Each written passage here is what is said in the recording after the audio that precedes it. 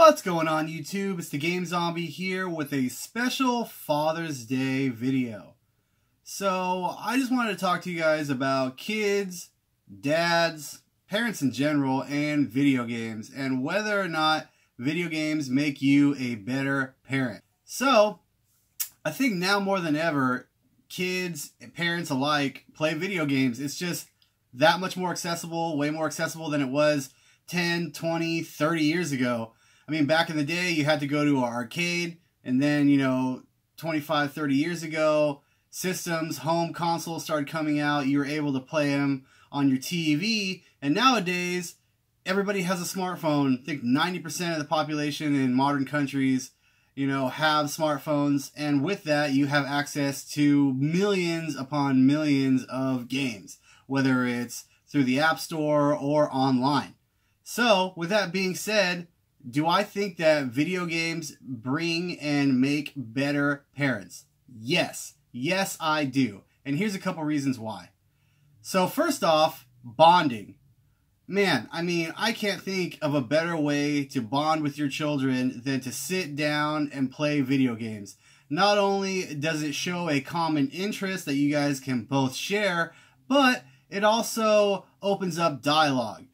Sometimes sitting around a table eating dinner or just driving in a car isn't enough. Sometimes you guys need to be hanging out, working towards something, a common goal, and that will open up dialogue and conversation, man. And you might learn something about your kids, and they might learn something about you at the same time.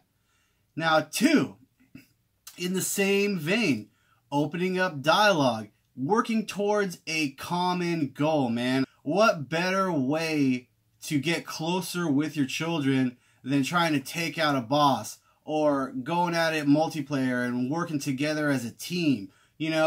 All that stuff definitely, in my opinion, brings parents and children closer together. Now, three, sharing a common hobby. I mean, there are so many different ways that can translate into real world skills. Showing a child how to be responsible with their money. Showing good work ethic. Oh, well, Billy or Sally, you want that new video game? Well, I'm not just going to buy it for you. I'm not just going to give you an allowance for sitting around. You're going to have to work for that. And you're going to have to work hard for it. And you're going to save up that money. And that new game is going to be that much sweeter because you worked for it and you earned that new game. Now, don't get me wrong, there are some downsides to video games, especially with children. They are impressionable at an early age. So if you're, letting your 5-year-old play GTA, while that's your right, it might not be the best idea. They might try to, go punch a little girl when they go to preschool or first grade because they saw it in a video game, or they might try to steal because they saw it in a video game, or they might start cursing because they saw it in a video game. Kids are very impressionable, especially when they think something's cool. They want to emulate that. So I would err on the side of caution when it comes to violent or mature video games, especially ones with a lot of mature content. On the flip side, parents can also be negatively affected by video games.